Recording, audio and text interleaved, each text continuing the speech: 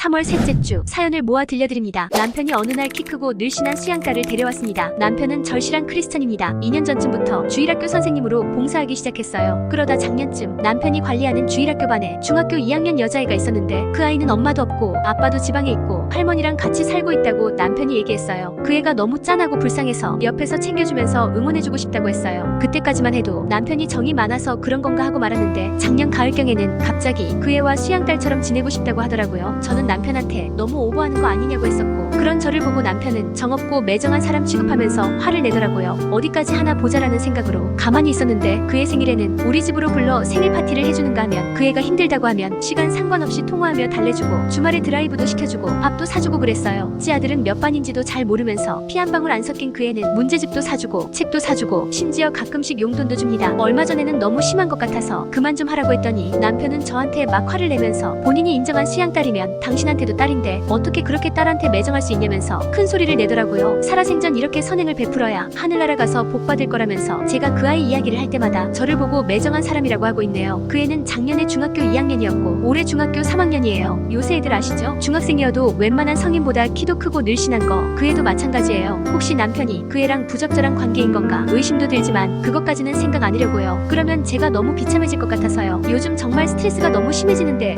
저는 이제 어떻게 해야 할까요? 새언니가 제 외모를 지적하며 무시하네요. 안녕하세요. 제 남자친구는 프랑스 사람입니다. 연애한 지는 2년 정도 되었고 프랑스에서 유학 생활을 하는 동안 연인이 되었습니다. 부모님께 인사를 시켜드리려고 남자친구랑 한국에 들어왔는데 새언니가 저를 보며 하는 첫 마디가 자기 여동생도 외국 남자 소개시켜줄 수 있냐고 물어보더라고요. 그래서 굳이 한국 남자들 두고 외국 남자를 왜 찾으세요? 라고 물어보니 자기 여동생은 못생겨서 한국 남자들한테 인기가 없다고 하더라고요. 그런데 외국 남자들은 몸매도 잘 안 보고 얼굴도 잘 안 보는 것 같은데 눈 낮고 동양 사람이라면 뻑가는 외국 남자로 부탁한다고 하더라고요. 그래서 제가 그게 무슨 소리예요? 라고 물어보며 한국이든 외국이든 사람 보는 눈 다 똑같다. 그리고 이런 얘기를 왜 저한테 하는 거죠? 좀 무리한 거 아니에요? 라고 말했더니 아니 솔직히 아가씨도 한국에서는 예쁜 얼굴 아니잖아요. 근데 외국 가서 남자친구도 생기고 그러니 하는 말이죠. 라고 얘기하더라고요. 제가 당혹스러워서 새언니를 빤히 쳐다보고 있었는데 아랑곳하지 않고 그렇게 잘생긴 다니엘 헤니도 아내가 못생겼네 어쩌네 저쩌네 하면서 자기 여동생도 외국 남자 만나고 싶다고 얘기했다면서 눈치 없이 조르더라고요. 그래서 제가 새언니 정말 불쾌하게 말씀하시네요. 새언니가 뭔데 제 외모를 평가하냐고 하면서 새언니도 못생겨서 성형하지 않았냐고 얘기했더니 성형 얘기는 함부로 하는 게 아닌데 정말 매너 없이 얘기한다고 따지더라고요. 너무 어이가 없어서 오빠한테 말했더니 한숨을 푹 쉬면서 그냥 무시하라고 하더라고요. 정말 오랜만에 한국에 와서 너무 기분이 나빠졌네요. 한국에서 남자친구와 데이트를 하며 기분 전환을 하고 있었는데 외국 남자 소개해주기 싫어서 그렇게 말한 거 아니에요? 라고 새언니에게 카톡이 왔네요. 정말 상종하기도 싫어서 답장을 안 하고 있는데 가족이라 무시할 수도 없고 이런 새언니 어떻게 해야 좋을까요? 제 친구가 저보고 천하의 페르년이라고 하네요. 안녕하세요. 너무 어이가 없고 기가 차서 이렇게 사연을 적어봅니다. 제 친아버지는 도박으로 빚을 졌고 밤낮 없이 빚쟁이들이 집으로 찾아와 집안을 쑥대밭으로 만드는 게 일상이었습니다. 친아버지는 매번 어머니에게 동거해오라고 고함을 질렀고 상습적으로 가정폭력을 휘둘렀습니다. 엄마가 너무 힘들어서 같이 못 살겠다고 우는 날이면 이혼하는 날이 우리 집 줄초상 치르는 날인 줄 알라면서 엄마에게 윽박을 지르며 칼을 들고 협박을 했습니다. 거기다 불륜까지 저지르고도 뻔뻔한 친아버지의 모습은 어린 저의 눈에도 정말 악마같이 보였습니다. 어릴 적부터 이런 말도 안 되는 일상에서 자란 저는 정서적으로도 많이 불안한 상태였습니다. 그러던 어느 날 친아버지가 술에 취해 들어오셨고 정말 사소한 꼬투리를 잡아 엄마를 때리기 시작했습니다. 그러다 저까지 때리기 시작했고 이웃의 신고로 경찰이 출동했습니다. 결국 상습 가정폭력이 인정되어 친아버지와 이혼을 할 수 있게 되었습니다. 이후 어머니는 제가 12살 때 새아버지와 재혼하셨습니다. 새아버지는 사업을 하시는 분이셨고 굉장히 가정적인 분이셨어요. 제가 힘들게 유학 얘기를 꺼냈을 때도 걱정하지 말고 다녀오라고 하시며 저에게 경제적인 지원도 많이 해주셨습니다. 그러다 오랜만에 친구랑 술 한잔을 하다가 새아버지 얘기가 나왔고 친아버지보다 새아버지가 더 좋다고 얘기했더니 제 친구가 정색을 하며 그래도 너를 낳아준 친아버지에게 어떻게 그럴 수 있냐면서 저를 천하의 페르년 취급을 하더라고요. 그 소리에 술이 확 깨면서 그 친구랑 정말 심하게 싸웠습니다. 지금도 저는 그 친구가 저에게 왜 그런 말을 했는지 이해가 가지 않습니다. 제 친구는 저에게 왜 그랬던 걸까요? 작은 오빠가 치매 걸린 엄마를 안녕하세요. 병원에서 교대 근무를 하고 있는 직장인 엄마입니다. 얼마 전 친정엄마 생신 때문에 개포동을 다녀오고선 너무 속상해서 이렇게 글을 남겨봅니다. 아빠는 별세하신 지 몇 년 됐고요. 시골에서 혼자 살고 계신 친정엄마는 거동이 점점 불편해지시고 치매도 진행되고 계십니다. 이런 엄마를 혼자 둘 수 없어 저번 설날에 우리 칠남매는 엄마를 모실 방법에 대해 가족회의를 했습니다. 막내인 저는 오빠 언니들 눈치를 보고 있었는데 큰오빠가 먼저 수도권 요양병원으로 모시면 어떠냐고 먼저 얘기를 했고 작은 오빠가 강하게 자기 집에서 모시고 싶다고 주장해서 개포동 작은 오빠네 집에 엄마를 모시게 되었습니다. 저는 둘째 새언니께 너무 고마워서 자주 찾아가겠다고 하였고 하였고 울면서 계속 미안하다고 그리고 고맙다고 했습니다. 작은 오빠가 엄마를 모시고 올라온 후 얼마 지나지 않아서 가족들 단톡방에 작은 오빠가 쓴 글이 올라왔어요. 집에서 하루 종일 모시기가 너무 힘드니 낮에는 데이케어 센터를 보내려고 하는데 시설을 알아보니 비용이 제법 드니까 형제들이 함께 부담을 했으면 좋겠다고 하더라고요. 뭐야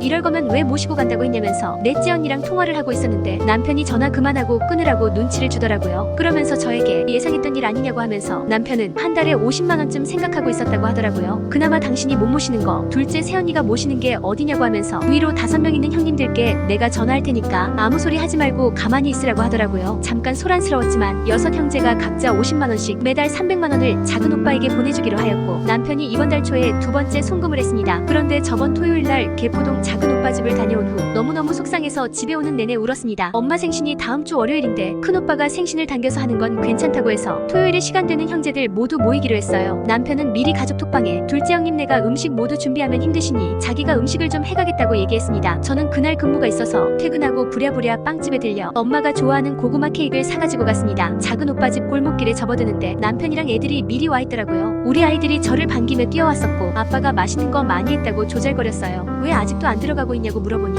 우리 집이 제일 일찍 왔는데 문이 잠겨 있어서 둘째 형님 기다리고 있다고 하더라고요. 조금 있으면 식구들 다 올 텐데 집에 아무도 없다고 좀 어이없어 하다가 남편에게 음식 뭐 해왔는지 좀 보자고 하니까 별거 없어 하면서 쑥스러워 하더라고요. 남편이랑 이런저런 얘기를 하다 보니 식구들이 하나둘씩 작은 오빠 대문 앞에 모였고 조금 있다 저 멀리서 작은 오빠가 걸어오는 게 보이더라고요. 몇 분 차이로 새언니가 오시고 엄마를 모신 센터 승합차가 도착했습니다. 엄마를 모시고 집 안으로 들어가는데 왜 이렇게 썰렁하지? 왜 이렇게 휑한 느낌이지? 온기는 있는데 뭔가 허전한 느낌을 지울 수가 없었어요. 들어가자마자 새언니는 아침밥 남은 거 있는데 버리기 아까운데 그거 먹을까요? 이러고 있고 넷째 언니는 주방 한번 쓱 보더니 언니 쌀 어딨어요? 이러고서 바로 밥 안 치고 있더라고요. 남편은 셋째 형부랑 차에서 음식 해온 거 나르고 있었고 오다가 마트에 들려서 샤인머스켓까지 사왔더라고요. 그렇게 식구들과 함께 식사를 하였고 다들 박서방 음식 진짜 맛있다 라고 칭찬하니까 남편은 얼굴 빨개지고 저도 덩달아 으슥해지더라고요. 그런데 갑자기 작은 오빠가 술이 좀 되었는지 언성이 높아지기 시작했어요. 나 아니면 누가 엄마 모시냐고 하면서 엄마가 센터에서 돌아오는 시간에 맞춰 움직이는 게 얼마나 감옥 같은 줄 아냐면서 내가 이렇게 희생하고 있는데 다들 돈 내는 거 불만 있냐고 고함치더라고요. 엄마가 옆에서 다 듣고 계시는데 형님 그만하시라고 하며 남편이랑 형부들이 막 말리기 시작했어요. 큰형부가 안 되겠다 싶었는지 당구나 치러 가자면서 남자들 전부 데리고 나갔어요. 엄마는 계속 앉아 있었던 게 힘드셨는지 침대로 가서 누우셨고 누워있는 엄마를 쳐다보고 있으니 너무 불쌍해 보였어요. 저 포함 7이나 되는 자식이 진심으로 모시려는 놈이 하나 없다니 너무 죄송스럽고 울컥했어요. 그렇게 자리를 정리하고 술 안 마신 우리 집이랑 넷째 언니 집은 먼저 집으로 돌아갔어요. 집에 오는 길에 넷째 언니한테 전화가 왔었는데 작은 오빠네 냉장고에 먹을 만한 게 아무것도 없더라. 평소에 엄마한테 뭘 먹이고 있는지 모르겠다고 얘기하더라고요. 그래서 제가 남의 집 냉장고 뒤졌어? 라고 얘기하니 음식 차리다 본 거지 뭘 또 뒤졌다고 하냐? 며 화를 냈고 솔직히 우리한테 돈 받은 거 다 뭐 하는지 몰라. 그리고 이런 소리 할 수도 있는 거 아니야? 박서방이 음식 안 해왔으면 엄마 생신 때 치킨 시켜 먹을 뻔했겠다. 진짜 엄마 학대하는 거 아니야? 더 이상 저는 듣기 힘들어서 언니 제발 이라고 크게 소리쳤고 옆에서 듣다 못한 남편이 인상을 써서 내일 다시 전화할게 라고 하면서 전화를 끊었어요. 속에서 진짜 천불이 올라와서 눈물이 쏟아졌어요. 집에 다 와가는데 남편이 그러더라고요. 당신만 괜찮으면 애들도 할머니 좋아하니까 장모님 우리 집에 모셨으면 좋겠다고 하더라고요. 너무 놀래서 멍하니 남편을 바라보았고 남편이 조심스럽게 얘기를 이어갔어요. 퇴근하는 길에 사회복지관을 지나서 오는데 어르신들 승합차에 태우는 시간이랑 맞다면서 내가 뛰어오면 아파트 공동현관에서 장모님 도착 시간 맞출 수 있다고 하더라고요. 저는 오빠 하면서 또 푼수처럼 울어버렸네요. 데이케어 센터랑 사회복지관은 다르지만 모두들 꺼려하는 걸 사위가 해주겠다니 너무 고마운 마음이었어요. 그리고 한편으론 제가 잘할 수 있을지 걱정도 되었고요. 이 얘기를 병원 동기한테 얘기했더니 남편 칼퇴해서 바람필 일은 없겠다며 농담하네요. 못난 막내딸인 제가 엄마를 잘 모실 수 있을지 걱정이 됩니다.